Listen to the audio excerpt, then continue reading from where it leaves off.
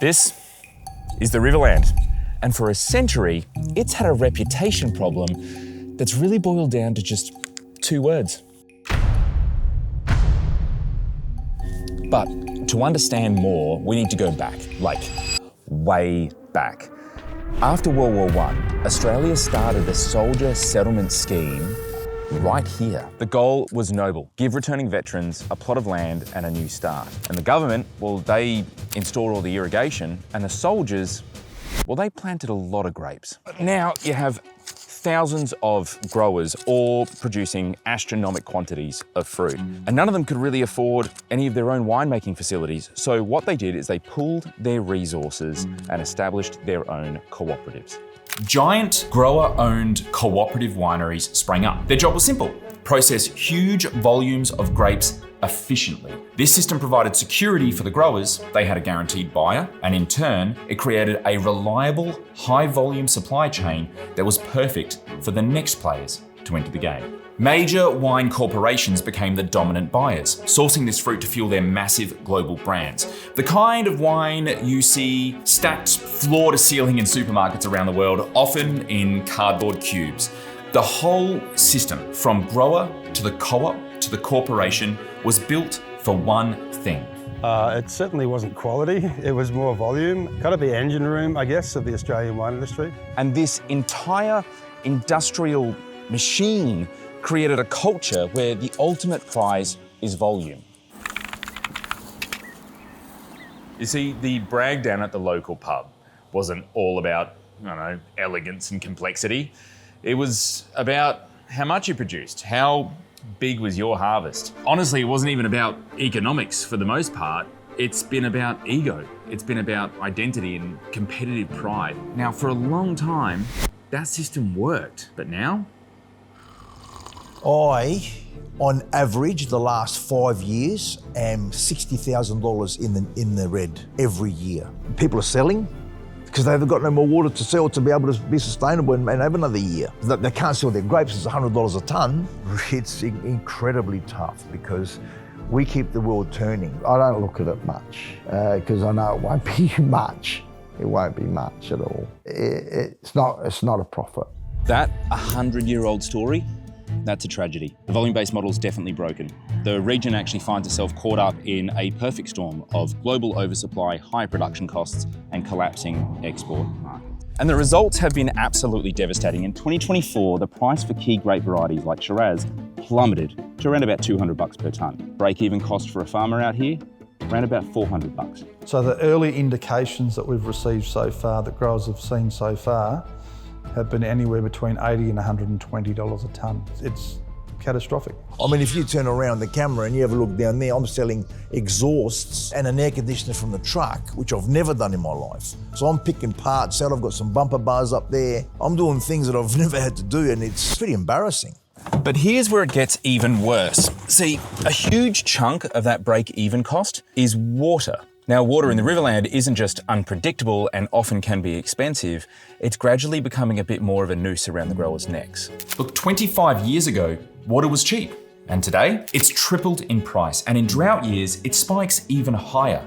For a typical Riverland vineyard producing high yields, the water bill alone can be astronomical. So here's the trap. To make any money at these low prices, you need to be growing and making massive volume, which means you need to be using large quantities of water, and water costs a fortune, which eats into your margins. And if it eats into your margins so much, you need to be growing so much more volume just to survive. It's a bit of a death spiral. The only incentive is to grow more tonnes. So the only way you can make more money, if we were neighbours and had 10 hectares each, and the same varieties, the only way that I'd make more money than yourself would be to grow more tonnes. Water is an issue for people that have sold their water in a big way because they're leasing it back at a very high rate. So you have this entire region built for volume now being economically destroyed by that very same system. It's a dead end. But here's the kicker. Hidden in all of this are these incredible old vines. The genetic material for making world-class wine, sitting in a region that's going broke. That's the puzzle. How can these two things coexist? And how, most importantly, can the Riverland change a 100-year story that's actively failing? And the harshness of this economic reality is causing brutal decisions. Across the Riverland, many old vines planted in the 40s and 50s, the remnants of the soldier settlers, are being ripped out of the ground, literally, right now. These ancient bush vines only produce a fraction of the fruit that modern vines do. When you're getting paid so little and you need massive volume to survive, a low-yielding grapevine isn't an asset, it's a liability. Growers are replacing them with modern, high-yielding varieties trained on trellises for mechanical harvesting. Grenache has been not reworked, but trellis so that they didn't fall over when the harvester went through, and their original plantings too. I'm not sure what their original planting, they'll be getting close to 100. You don't get paid a premium for them being old vines? They don't give us anything extra. It's not for profit. It's more to come home and see the vines. You know what I mean? Those old vines, you've got old Shiraz that are, look, I don't know the exact number, but the old owner said they're somewhere between 70 to 80 years old, so somewhere there. So there you got this asset that, means a lot, and the Barossa will be worth a fortune. These questions got me curious. I started digging to try to find if there's any historical comparison we could learn from. Warm climates tend to attract bulk wine regions courtesy of their ability to ripen things. I figured another arid climate might have managed to pull itself out of its bulk wine woes. And I found this place.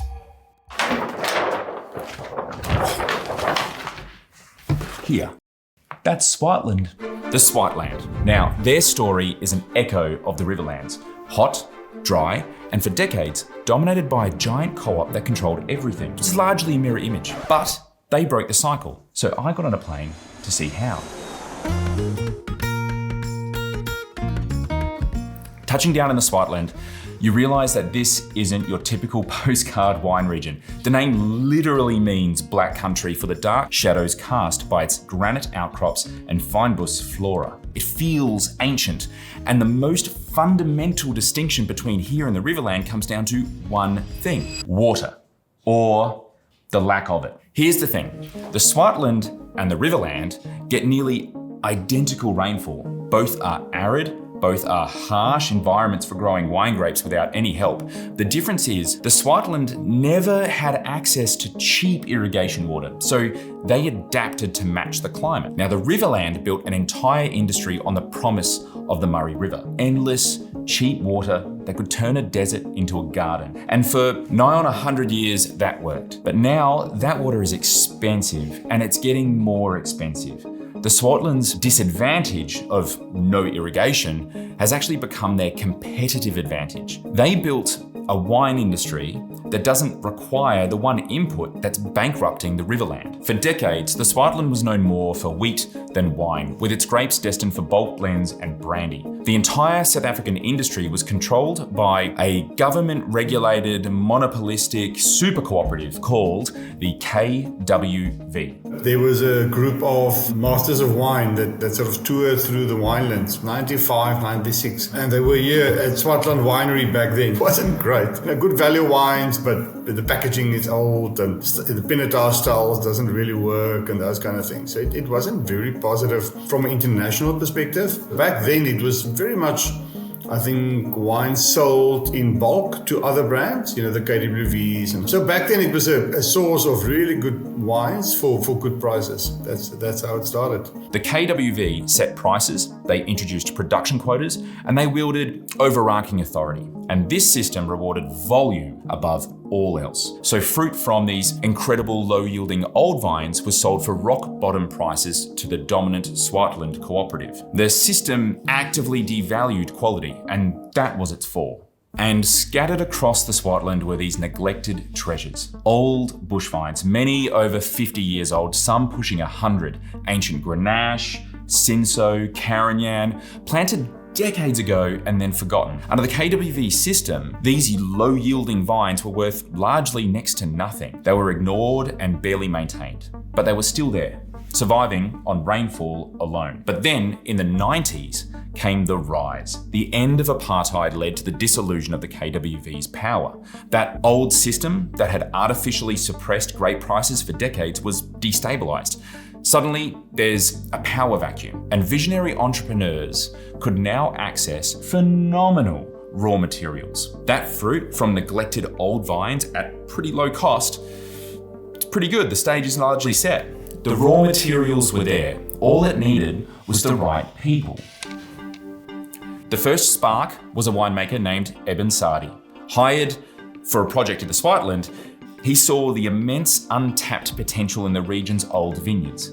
He couldn't afford land, so out of necessity, he started sourcing grapes from various local growers who owned a lot of these forgotten old parcels. In 2000, he started his own label, and his first wines, Columella and Palladius, became instant cult classics, proving to the world that Swartland could produce wines of incredible complexity and quality. Sadi's success acted as a beacon, attracting a wave of like-minded producers. Soon you had the iconoclast, Artie Badenhorst, the perfectionist, husband and wife team Chris and Andrea Milanou, and of course the stoic Callie Lou of Porcelainberg. The natural wine rebel came along, Craig Hawkins of Testalonga, and the site-specific specialists, David and Nadia. They were all drawn to the same thing, the chance to build something from scratch. From nothing. Look, I think initially there was some animosity, I think from both sides. There was a bit of competition. Although, if you think about it, they weren't really in the same market. They weren't playing in the same market space, catering for the same clients. But that's why they started the independent movement, because they felt the old guard were too old and moving too slow. And the combined effect of these producers, this critical mass of talent, was a tidal wave of change that lifted the entire region. Now remember, the Swartland had old vines just like the Riverland, the same genetic treasure, but they chose a very, very different path. The Swartland didn't just value old vines, they actually built an entire marketing system around them. They created a certification mark that actually appears on bottles, like old vine, it's protected. Consumers could then look for it. It became a signal of quality, of authenticity, of something rare. So the same genetic material, the same 80-year-old vines have completely opposite economic value depending on which side of the Indian Ocean you're on. In the Riverland, they're being ripped out because they don't produce enough volume. In the Swartland, they're being celebrated, protected, and commanding premium pricing. It's not the vines inherently that are different, it's the story being told about them. And this is where the Swartland comparison becomes truly illuminating, because in the Swartland, the lack of water wasn't a disadvantage, it was the entire point. Most of those legendary old vines, they're dry land farmed, meaning they get zero irrigation. Just whatever rain falls naturally. The vines barely survive, and they do produce tiny crops in comparison to irrigated vineyards. But that struggle, it concentrates everything. It concentrates the flavor, the complexity and character, and crucially, actually, it eliminates the single biggest variable cost. And it's not just about irrigation, it's actually about how the vines are farmed. See, bush vines, these low, freestanding vines you see all over Swartland, are increasingly valued there. They're harder to work, you can't mechanize them, and they produce less, but they're self-regulating. They naturally balance their crop load with the available water, so there's no irrigation that's actually needed. A lot of the vineyards in the Riverland were originally planted as bush vines, but over the course of a number of decades have gradually become trellised up. They do this to allow for mechanical harvesting, which makes total economic sense. It's cheaper, it uses less labor, it's a lot quicker, and it's very, very efficient.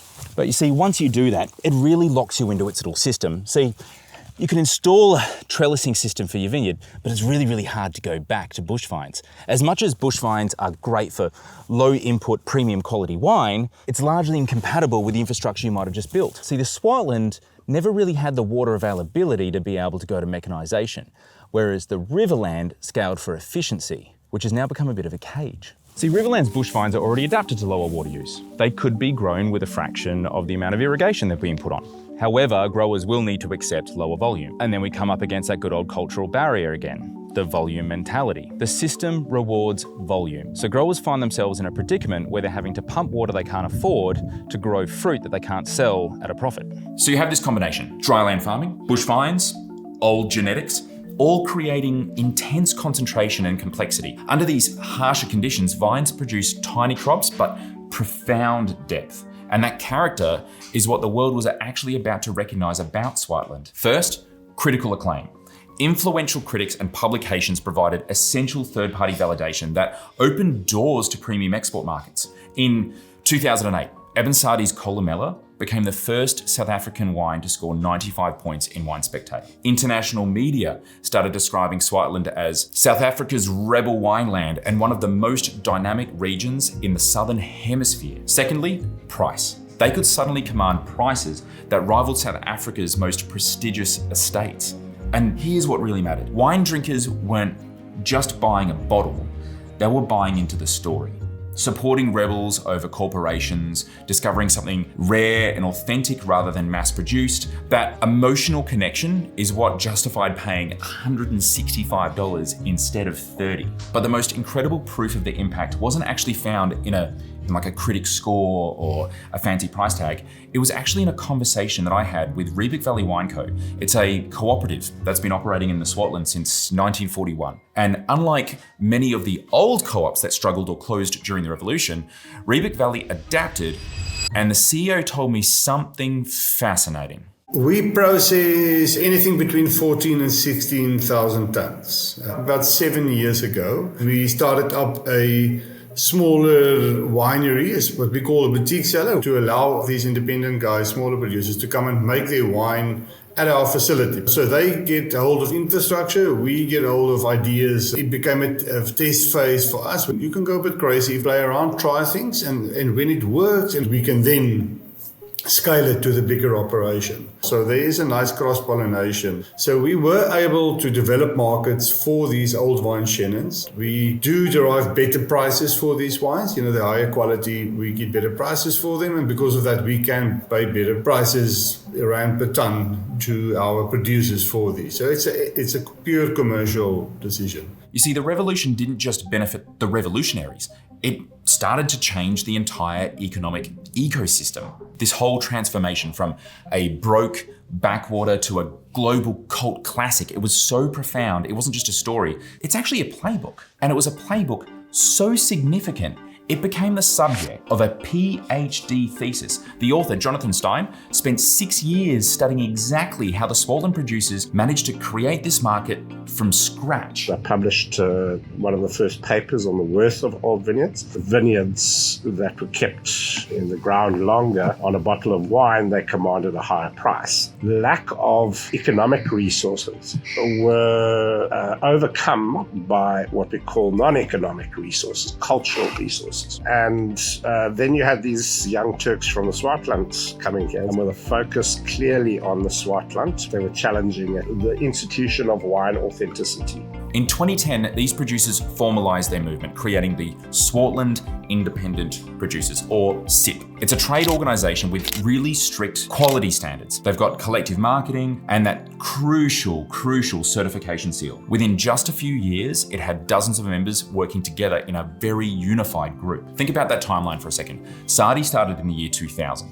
By 2010, there were enough producers to form a collective organisation. By 2015, just 15 years after it began, the transformation was complete enough that the founders could actually hand it off to the next generation. 15 years from broke to cult classic. The Swartland Independent Producers became the formalization of sort of rules. And how do you get people to take you seriously? You embark on collective action and you start framing yourself as authentic. Create a set of commitments or these rules, and to also, like a study group, train these future generations of young winemakers. I think the focus of the founding guys were more like mentoring. A lot of those younger producers had been making wine in their cellars, and it was then time for them to take the baton, quite literally what a couple of them said, and to continue the movement. And they built it to last. By 2015, the founding members voluntarily handed control to the younger generation. They created mentorship structures. They didn't just create a cool movement or anything. They actually created an institution that is designed to outlive its founders. So the playbook is real. It's documented. It worked. So what stopped the Riverland? Here's the uncomfortable truth about revolutions. They need revolutionaries. And Swartland had them. But in the Riverland, those who own old vineyards are often in their 60s and 70s, and they have survived decades of thin margins playing it safe. They're not going to gamble the farm on an experiment. This isn't stubbornness. They're trapped. Age could be one thing. I mean, there are a lot of old growers up here. A lot of growers would like to get out because, you know, they've been doing it a long time. So I think age is probably a real finances. You know, I think this region, you know, living in the Barossa, there's a lot more youthful, younger winemakers. I've got, you know, Henry, you know, he wants to make a Barossa Shiraz. I'm going, oh my God, really? Probably not boring, it'll probably come back. It will come back. Shiraz is really important. I think just getting some young people up here and making it exciting for them. So if the existing growers don't want to lead the charge, then where do the pioneers come from? Can outsiders come in and lease fruit like Sadi did? Or can the next generation return with fresh ideas? Or for change to actually happen, does there need to be a completely different type of producer that the Riverland just hasn't seen yet? Then there's the elephant in the room, the processing. Many years ago, the Riverland growers made a really big, fateful decision based largely on financial pressure. They sold their cooperative winemaking facilities to a company called Hardy, which became BRL Hardy's, which then became Accolade, which then became Vinicky. Now, Vinicky isn't just a processor. They're a massive global wine company with brands sold in supermarkets worldwide. They tend to focus on what's called off-premise retail chains that deliver, I guess, enormous volume at consistent prices. And here's the thing, Vinicky has almost zero incentive to raise Riverland grape prices, like literally none. Their entire business model is reliant on being able to access cheap, reliable, high volume fruit out of the Riverland. If the prices for Riverland fruit go up, then their margins on bulk wine shrink globally. So the system is really designed to keep prices exactly where they are. Let me put this in perspective. Growers just hours away in the Adelaide Hills or in McLaren Vale, they're getting paid 10 times more per tonne. We're talking $2,000, $3,000 or even $5,000 per tonne for premium fruit. But here's what's truly staggering for me. The growers here have been paid anywhere between, say, $200 per tonne to $500 per tonne for like 20 years.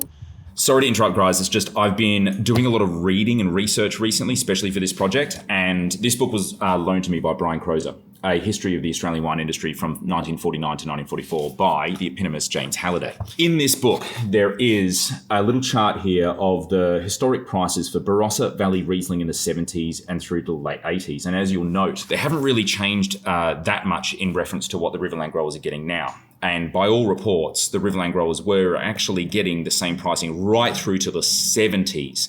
So as I noted in the video, about 20 years, it's actually incorrect or incomplete. It's closer to 50 or 60 years. Back to the original programming.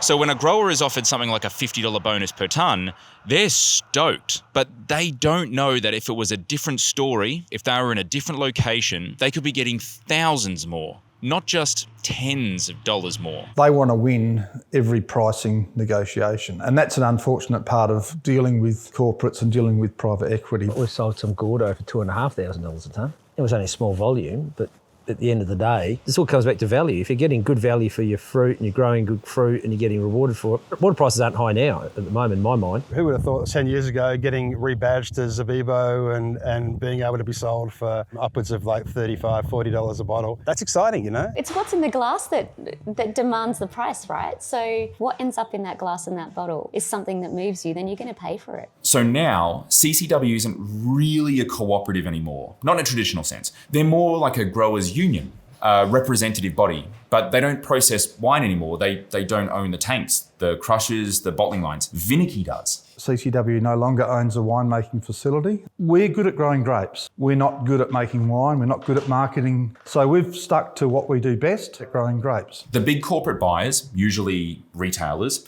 dictate what they'll pay for Vinicky's products. And Vinicky, as a private company with global operations, determines what they pay CCW for the grapes. And then CCW then passes that on to the growers. The grower either accepts that or they don't sell. About 500 members and about anywhere between 130,000 and 200,000 tonnes of fruit. Yep. How many customers do you service? One. So everyone in this chain is trapped by the same economic reality. But the growers, they're the most trapped of all. They don't just lack pricing power, they've lost ownership over the very infrastructure that processes their fruit. And that's the brutal part. Even if a grower wanted to leave and make their own premium wine, where would they process it? The co-op sold the facilities. The Vinike's setup is designed for massive volume, not small batch premium production. To go independent, you would need to build or rent winemaking facilities from nothing. The problem is there's people can't afford, they've used up all their reserves because they're 100% wine grape grower. Last 4 years has been poor returns. They've used up all their reserves and now they're sort of locked in. They don't know where to go. You know, farmers and that, they're killing themselves. They're killing themselves because they've got 3 generations, 4 generations, and you get the son or taken over and you can't handle it. And you know, the depression and the mental health's gone through the roof. Because you know what? You know, you could lose this, you can lose that, but you don't want to lose your life. You know what I mean? This is what happens when you lose ownership. The Riverland growers gave up control of their processing infrastructure and now they're at the mercy of a private company's profit margins. They're effectively locked into a system that requires them to remain cheap. This makes what Riverland Valley Wine Co. did even more significant because they still own their own processing facilities. That control is what allowed them to adapt. The transition is difficult because there's a few areas of the transitioning that needs to happen. It has to happen at producer level so that we make sure we have the correct quality levels for what we want to make. You can't have a cooperative mindset when you go into this game. And profitability is, you know, for our producers and ourselves as an industry is under huge pressure. So if you're not able to change, as I say, we're a mid-sized player. It would have been very difficult for us in future. They even built a small experimental winery within the larger facility, a place where they can trial small batch, high value wines without betting the farm on it. It's not really, I guess, revolutionary, but it's very strategic. They're using the bulk business as the foundation, but building something different on top of it. The co-ops don't have to choose between volume and value. They can actually do both if they're willing to create tiered systems that reward quality differently. The question is whether the Riverland co-ops can see that path or whether the obligations of the past are too heavy to allow for it. But the biggest roadblock? It goes right back to that 100-year-old history. It's the culture. The volume mentality isn't just a business decision. It is a century of identity built from the soldier settlement scheme. Now, changing that, it's not really a conversation about money. It's a conversation about pride, about ego, of who you are. And changing that, well, that's much harder to break. There's a chip on the shoulder in the Riverland. Particularly in the Riverland itself, there's a being of the opinion that they're seen as a lesser value kind of oversupply region. My view is most grape growers up here, it's not their fault. I mean, they have been, you know, the tagline for this region for so long was the engine room of the wine industry. I cringe when I hear that. The Swartland story teaches us one vital lesson. An individual producer is just one voice. But a formal organisation like the Swartland Independent Producers can work together as a unified group. It creates rules, forges identity, and provides the authentication that markets require, and builds, I guess, the social pressure needed to overcome this inertia. It's how you turn an idea into an institution. I think they need to collaborate more with each other. I think sometimes it's the outsiders from outside of the Riverland that see the potential, particularly in some of the alternate varieties. There needs to be more collaboration and support within their network. Now, there is a plan being promoted in the Riverland.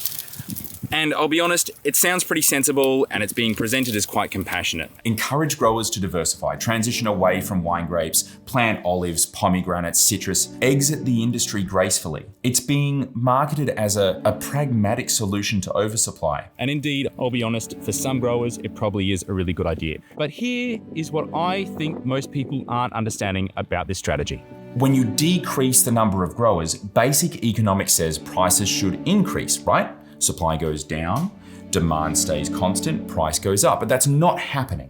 So here's what actually happens. Growers go from not being able to sell their grapes to being able to sell their grapes at basically the same price. Sure, there could be a 10, 15, 20% pay bump, but that really only brings you from about $200 a tonne up to maybe $220 or maybe $250. Hell, you might even be getting $300, but you're still not making money. You're just not losing as much. So they get to keep making cheap wine, they get to keep Riverland anchored to lower prices, and they get to reduce their processing costs because they're not bringing in as much fruit as they were before. Sounds like a really sweet deal if you're a winery. You know, industry leaders are driving that. I think some of the best horticulturalists I've come across, you know, are in this region, but they're held down by the corporate structure. People are just pulling out, they've had enough. People are selling because they've got no more water to sell to be able to be sustainable and have another year. They can't sell their grapes, it's $100 a tonne.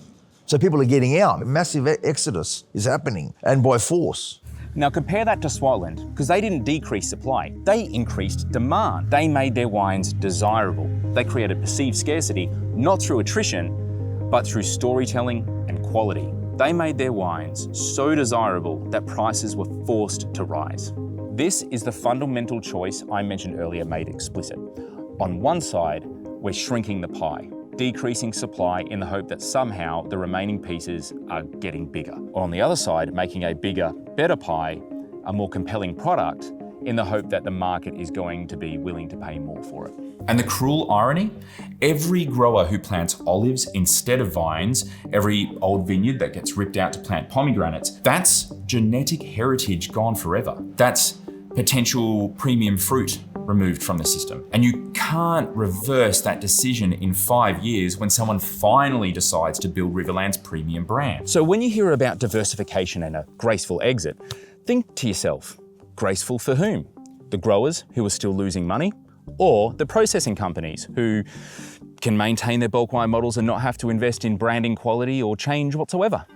The Swartland proved that a bulk wine region can transform itself, but it didn't happen by accident. It required pioneers willing to risk everything, institutions that created collective power, and a market hungry for their story. Now, the Riverland has the raw materials, those old vines.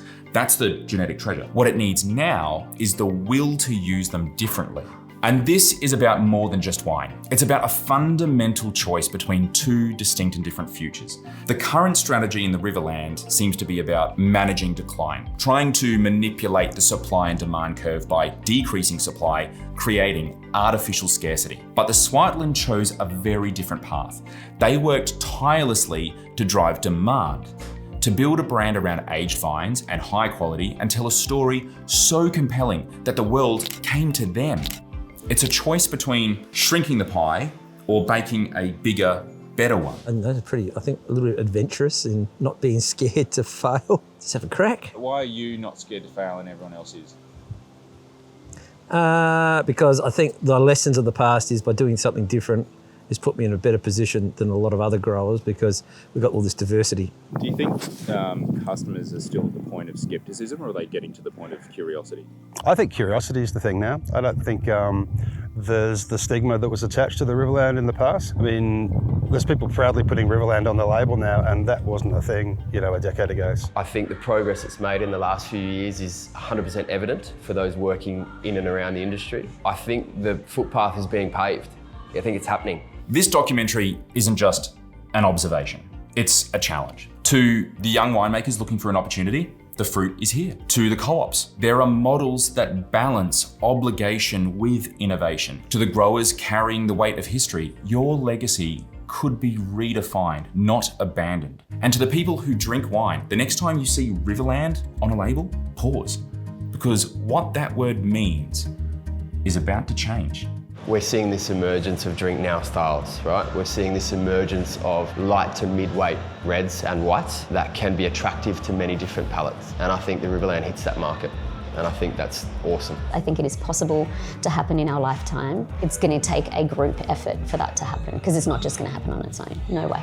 For 100 years, the Riverland has told a story of survival through volume. The next 100 years could be a story of prosperity through value. A story that honours the legacy of those old vines and provides a real future for the next generation of growers. A future where the conversation isn't about the price of bulk wine, but about the heritage of this unique part of Australia. Remember that old vine from the beginning? The one that seemed like an impossible contradiction? World-class genetic material in a region going broke? Turns out it's not a contradiction at all. It's actually a choice. In the Swartland, this vine here would have a certification mark protecting it. It would command premium prices and winemakers would compete to source its fruit. But here in the Riverland, These are being ripped out because they simply don't yield enough. Same vine, different story, different future. 100 years ago, this region was built by people who took a risk on an idea. The soldier settlers didn't know if this was going to work or not, but they tried anyway. And that spirit, that willingness to build something from nothing out of raw potential, it's probably what this moment demands. The playbook exists, the materials exist, the vines exist. What happens next is really up to the people that call this place home. The playbook is here. The question is, are they willing to use it? If you've made it this far, thank you, genuinely. A project like this doesn't happen on its own, and it certainly doesn't happen for free. This documentary was made possible with the support of the South Australian Government through a grant, the Great Wine Capital's Outbound Knowledge Exchange Bursary, and it was on behalf of the Minister of Primary Industries and Regional Development. I also want to thank everyone who gave up their time to be interviewed. Your stories are what make this film worth watching, and to the crew, of course, who put up with my, let's call it an endless stream of scripts, notes, and just one more revision. And of course, especially to our editor, Mark, who somehow stitched this all together into something coherent. Thank you. We'd love to make more films like this. So if you know of a story in the world of wine that deserves to be told, reach out. And of course, if you like this video, liking and subscribing lets us know that we should be making more videos just like it. Thanks for watching.